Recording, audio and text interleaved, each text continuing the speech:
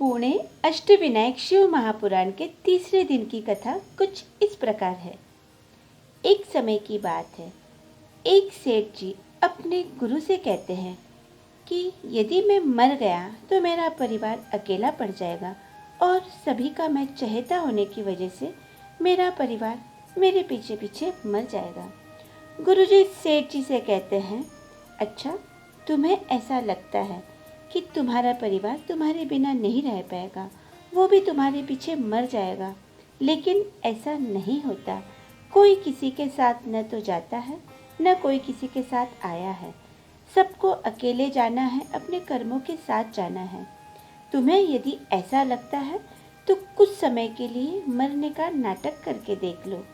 सेठ जी कहते हैं, नहीं नहीं, मैं ऐसा नहीं कर सकता। गुरुजी कहते हैं, सेठ के गुरुजी कहते हैं कि तुम्हें कुछ समय के लिए नाटक करना होगा, जिससे तुम्हें पता चल जाएगा कि तुम्हें कौन चाहता है और तुम्हारे साथ कौन मर सकता है या तुम्हारे पीछे कौन मरना चाहता है। तब गुरुजी के कहने के अनुसार सेठ आधे घंटे के लिए लेट जाता है, मरने का नाटक करता है। अब सारे परिवार वाले इकट्ठा हो जाते हैं और कहने लगते हैं, विलाप करने लगते हैं कि ये क्या हुआ। तब गुरुजी कहते हैं, सेठ के गुरुजी कहते हैं कि ये इनकी मृत्यु आ गई, ये मर गए हैं। अब पत्नी बहुत रोती है, बेटा बहुत रोता है, बहू बहुत रोती है, पोता पोती बहुत रोते हैं। गुरुजी सेठानी को रोता हुआ देखकर सेठानी से कहते हैं कि एक उपाय है जिससे सेठ जी जिंदा हो जाएंगे। सेठानी खुश हो जाती है और कहती है, बताइए गुरुजी, अब कौन सा ऐसा उपाय है जिससे मेरे पति जिंदा हो जाए। तब वह गुरुजी सेठानी से कहते हैं कि मैं तुम्हें एक गोली दे दूंगा जिससे तुम मर जाओगे और सेठ जी जिंदा हो जाएंगे। उतने में सेठानी कहती है, अरे ये तो उचित नहीं है, इनकी तो उम्र ही हो गई थी। खैर रहने दीजिए, अब जो हो गया सो हो गया।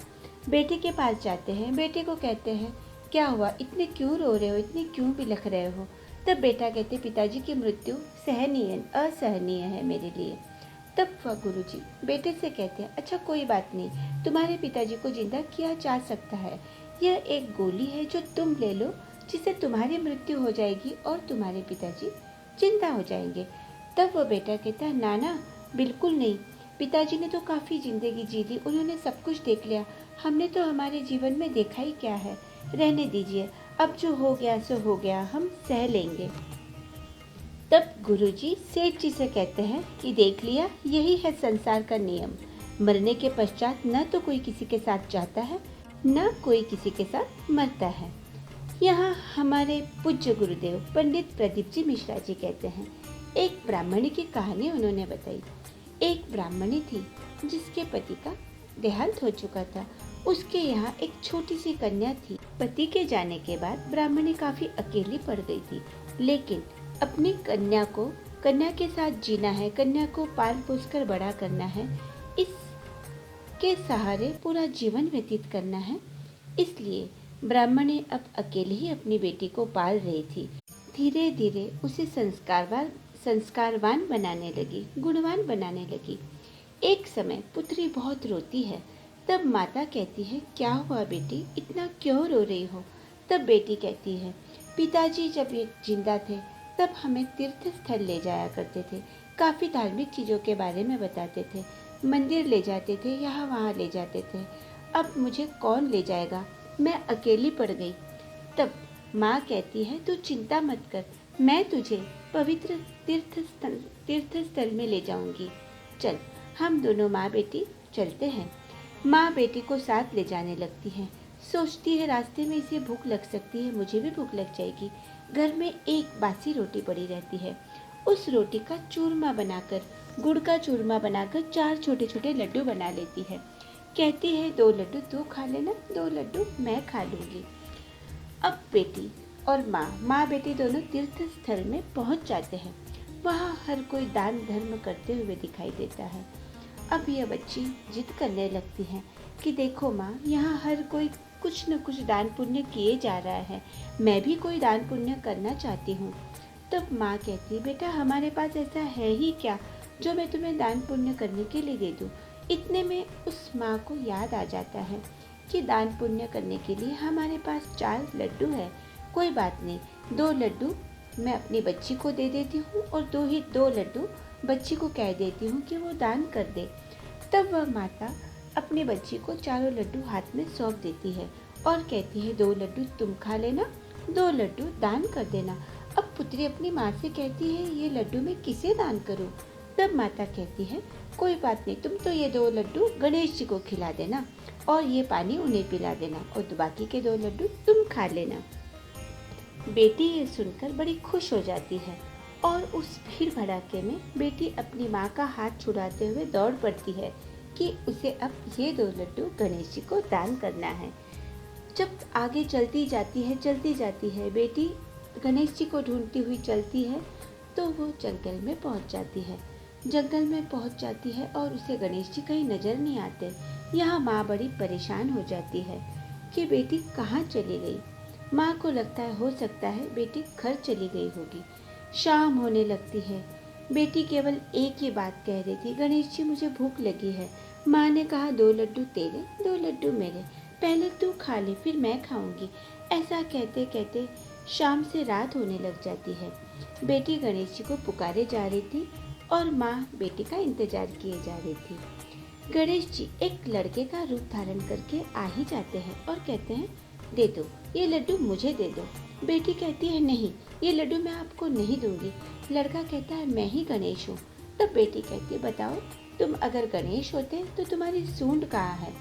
गणेश जी काफ़ी मनाते हैं, काफ़ी कहते हैं कि मैं गणेश हूँ, लेकिन बेटी मानने को भी तैयार नहीं। वो ये लड्डू उसे नहीं देती है। इसी बीच गुरुदेव ने एक कहानी बताई। गुरु शंकराचार्य जी एक जगह भिक्षा मांगने गए। शंकराचार्य जी अपने चेलों के साथ भिक्षा मांगने लगे। एक घर के पास जाते हैं, उसके द्वार पर भिक्षा मांगना प्रारंभ कर देते हैं। एक बच्ची आती अपनी माँ से कहती है कोई बाबा भिक्षा मांगने हैं आए हैं, कुछ तो दे दो माँ।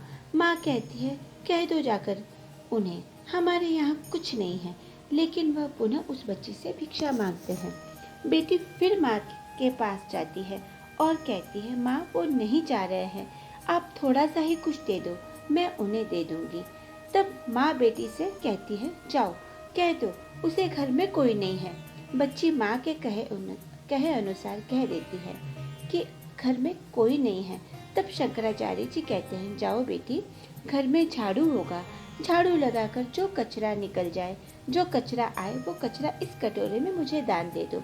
बच्ची शंकराचार्य जी महाराज के कहने के अनुसार कचरा निकालती है, घर से कचरा कूड़ा निकालती है और वह कचरा उन्हें दान दे देती है। अब शिष्य शंकराचार्य जी से कहते हैं गुरुजी ये आपने क्या किया? आपने घर का कूड़ा कचरा ही दान में ले लिया, ऐसा आपने क्यों किया? तब शंकराचार्य जी कहते हैं बच्ची ने दान पुण्य सीखा ही नहीं, क्योंकि उसको उसके घर से ये संस्कार ही नहीं मिला। हो सकता है बच्ची ये संस्कार नहीं पाएगी तो जीवन भर दुखी रह जाएगी और उस बच्ची को बड़ी होने पर हर समय ना देने की आदत सी हो जाएगी, जो सही नहीं है। इसलिए मैंने बच्ची से कुछ कचरा ही ले लिया, जिससे बच्ची दान पुण्य करना सीख जाएगी। जब बच्ची को घर से संस्कार नहीं मिल पा रहे थे, इसलिए उसके हाथ से देने की आदत रहे, इसलिए मैंने उससे कचरा ले लिया, मांग लिया। आगे ससुराल में जाकर भी बच्ची अच्छे कार्य करेगी।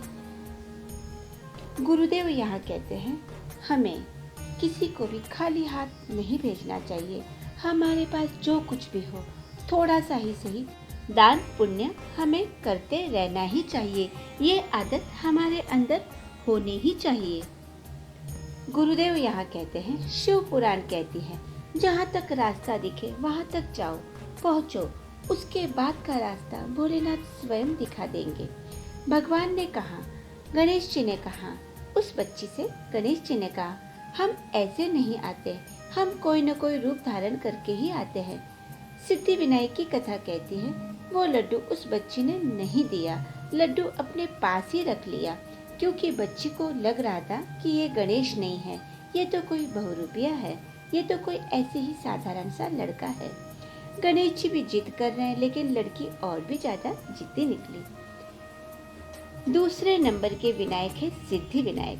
वो बच्ची कैसे जिद करती है, आगे की कथा में इसका वर्णन किया जाएगा।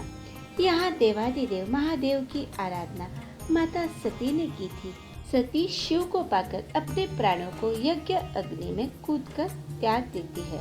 वहीं सती मैया हिमाचल की बेटी पार्वती के नाम से विख्यात होकर भगवान शिव जी के साथ अपना विवाह कर लेती है। पंडित प्रदीप जी मिश्रा जी की हर कथा का सार बताने की हम पूरी कोशिश करेंगे।